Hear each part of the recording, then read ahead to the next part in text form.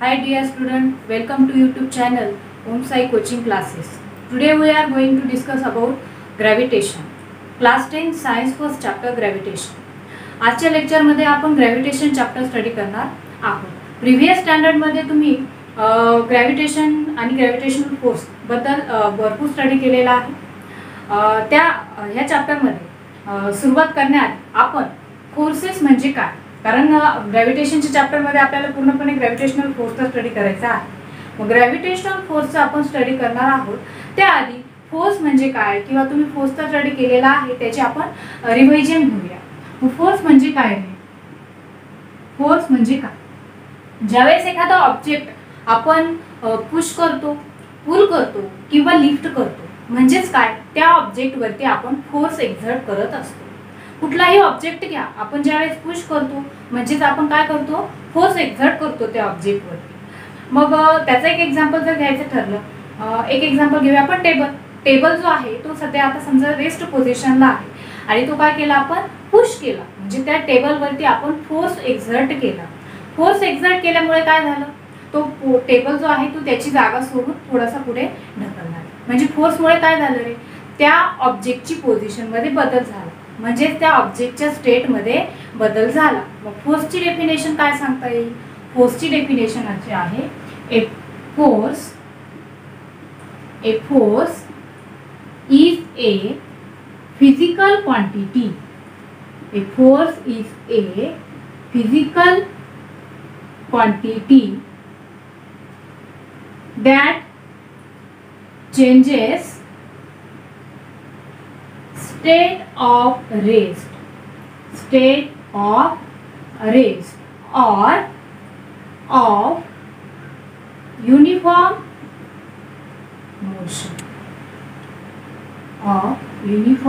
Motion. म्हणजे समजा एखादा ऑब्जेक्ट रेस्ट पोझिशनला, टेबल रेस्ट पोझिशनला असतो, त्याच्यावरती आपण फोर्स एक्झर्ट केला, तो ऑब्जेक्ट त्याची स्टेट बदलतो म्हणजे स्टेट ऑफ रेस्ट. समजा एखादा ऑब्जेक्ट ऑलरेडी मोशन मध्ये आहे, युनिफॉर्म मोशन मध्ये आहे. युनिफॉर्म मोशन म्हणजे काय आणि नॉन युनिफॉर्म मोशन आपण प्रिव्हियस स्टँडर्ड मध्ये स्टडी केलेला आहे. एक ऑब्जेक्ट आहे तो युनिफॉर्म मोशन मध्ये आहे आणि त्याच्यावरती फोर्स एक्झर्ट झालाय, त्या युनिफॉर्म मोशनची जी स्टेट आहे त्या स्टेट मध्ये काय होणार आहे, फोर्समुळे चेंज होणार आहे. म्हणजे फोर्सची definition, a force is a physical quantity that changes state of rest or state of uniform motion. मग आपण फोर्सला अजून काय म्हणू शकतो, force is a push or pull on an object. push or pull on an object.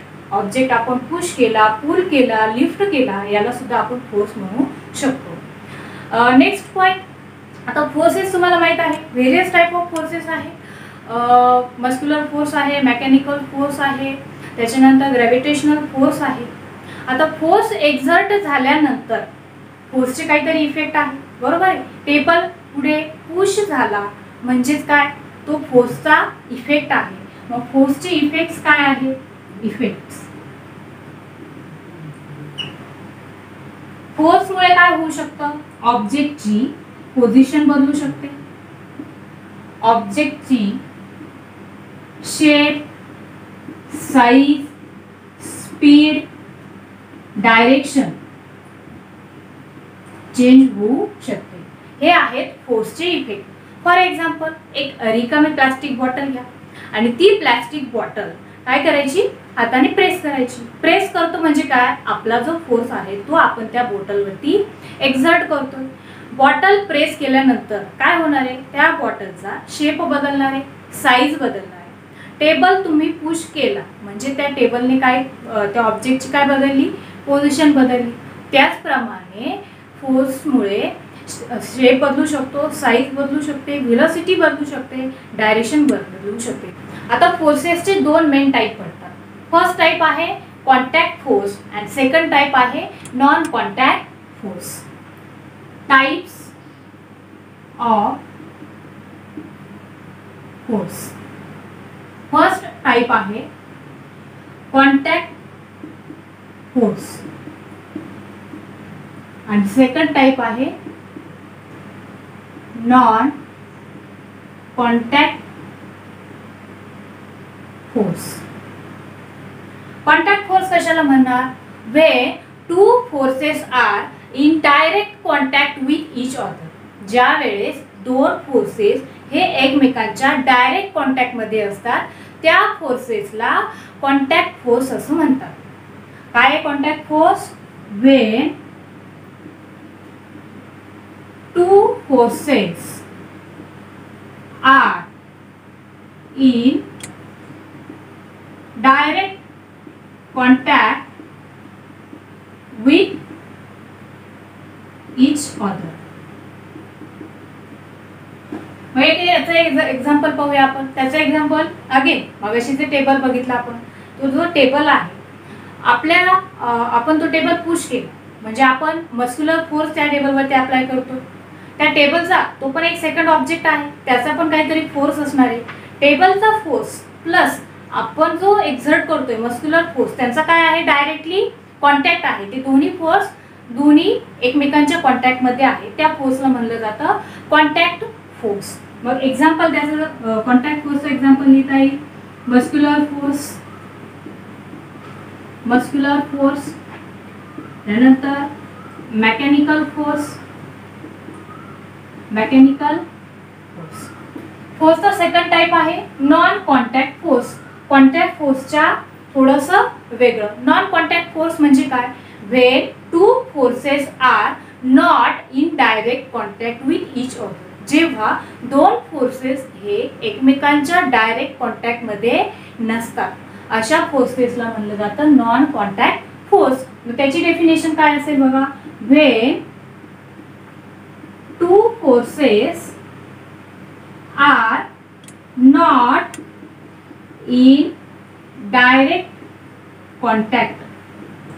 जेव्हा दोन forces हे एकमेकांच्या डायरेक्ट कॉन्टॅक्ट मध्ये नसतात त्या फोर्सेसला म्हणलं जातं नॉन कॉन्टॅक्ट फोर्स. मग याचं एक्झाम्पल काय? समजा अर्थ हे हा एक ऑब्जेक्ट आहे. अर्थ पण ग्रॅव्हिटेशनल फोर्स एक्झर्ट करते. मून हा दुसरा ऑब्जेक्ट आहे. मून पण ग्रॅव्हिटेशनल फोर्स एक्झर्ट करतात. म्हणजे मूनचा ग्रॅव्हिटेशनल फोर्स, अर्थचा ग्रॅव्हिटेशनल फोर्स झाले दोन फोर्स. हे दोन्ही फोर्स एकमेकांच्या डायरेक्ट कॉन्टॅक्ट मध्ये आहेत का? नाही.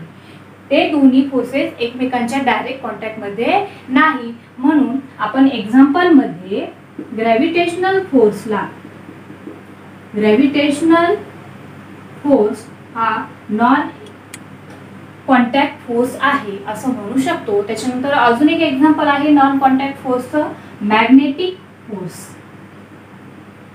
मॅग्नेटिक फोर्स म्हणजे हे दोन्ही फोर्स डायरेक्ट कॉन्टॅक्ट मध्ये नसतात. फोर्स प्रेझेंट असतात परंतु एकमेकांच्या डायरेक्टली कॉन्टॅक्ट मध्ये नसतात. समजलं? Types of forces. Types of forces first type आहे कॉन्टॅक्ट फोर्स आणि सेकंड आहे नॉन कॉन्टॅक्ट फोर्स. त्यापैकी नॉन कॉन्टॅक्ट फोर्स मध्ये जो ग्रॅव्हिटेशनल फोर्स आहे म्हणजे ग्रॅव्हिटेशनल फोर्स तो आपल्याला ह्या चॅप्टर मध्ये स्टडी करायचा आहे.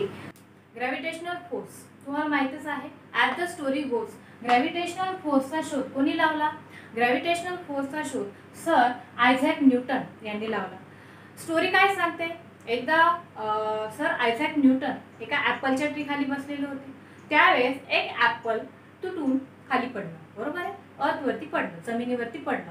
मग त्यांच्या मनात असा विचार आला, हे जे ॲपल आहे ते ॲपल डाऊनवर्ड डायरेक्शननेच का पडलं? ते अपवर्ड डायरेक्शनने का नाही गेलं किंवा हॉरिझॉन्टल डायरेक्शनने का गेलं नाही? ते याच्यावरती बराच विचार केल्यानंतर, बराच स्टडी केल्यानंतर त्यांच्या असं लक्षात आलं की अर्थकडे कुठला तरी एखादा फोर्स असावा की ज्या फोर्समुळे ते ॲपल अर्थकडे अट्रॅक्ट झालं.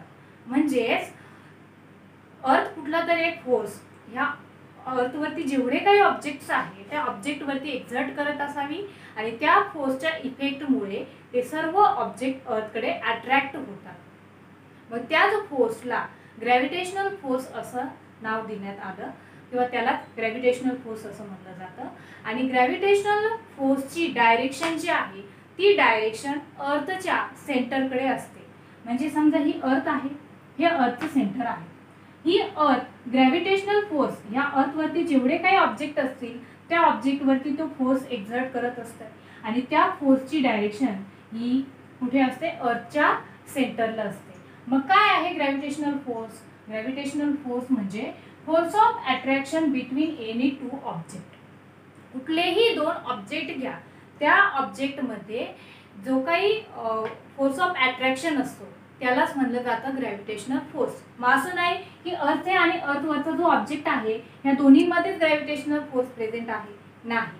अर्थ आणि अर्थवरच्या ऑब्जेक्टमध्ये ग्रॅव्हिटेशनल फोर्स प्रेझेंट तर असतोच, पण पूर्ण युनिवर्समध्ये जे काही ऑब्जेक्ट असणारे कुठलेही दोन ऑब्जेक्ट कन्सिडर करा, युनिवर्समधले कुठलेही दोन ऑब्जेक्ट कन्सिडर करा, त्या दोन ऑब्जेक्टमध्ये फोर्स ऑफ अट्रॅक्शन प्रेझेंट असतं, म्हणजे ग्रॅव्हिटेशनल फोर्स प्रेझेंट असतो. मग समजा ॲपल आहे आणि अर्थ आहे, यांच्यामध्ये ग्रॅव्हिटेशनल फोर्स प्रेझेंट आहे. आपण आणि अर्थ आहे, आपण पण एक ऑब्जेक्ट आहे, अर्थ पण एक ऑब्जेक्ट आहे, त्या दोन्हीमध्ये पण फोर्स ऑफ अट्रॅक्शन प्रेझेंट आहे. त्याचप्रमाणे मून आहे आणि अर्थ आहे, या दोन्हीमध्ये सुद्धा फोर्स ऑफ अट्रॅक्शन प्रेझेंट असतं, ग्रॅव्हिटेशनल फोर्स प्रेझेंट असतो. बाकीचे प्लॅनेट आहे, सन आहे, या सर्वांमध्ये फोर्स ऑफ अट्रॅक्शन प्रेझेंट असतो आणि त्या फोर्स ऑफ अट्रॅक्शनला म्हणलं जातं ग्रॅव्हिटेशनल फोर्स. म्हणजे ग्रॅव्हिटेशनल फोर्सला युनिव्हर्सल फोर्स असंही म्हणलं जातं, कारण ग्रॅव्हिटेशनल फोर्स हा फक्त अर्थ आणि अर्थवरील ऑब्जेक्टसाठी लागू होत नाही, तर अर्थ आणि पूर्ण युनिव्हर्समधले बाकीचे जेवढे काही ऑब्जेक्ट असणार आहे त्यांच्यासाठी लागू होतो. तुम्हाला नोट्स जर हव्या असतील तर ज्यावेळेस मी बोर्डवरती राईट करते त्यावेळेस स्क्रीनशॉट काढून घेत चला. बाकीचा जो पॉईंट आहे तो आपण नेक्स्ट लेक्चरला कंटिन्यू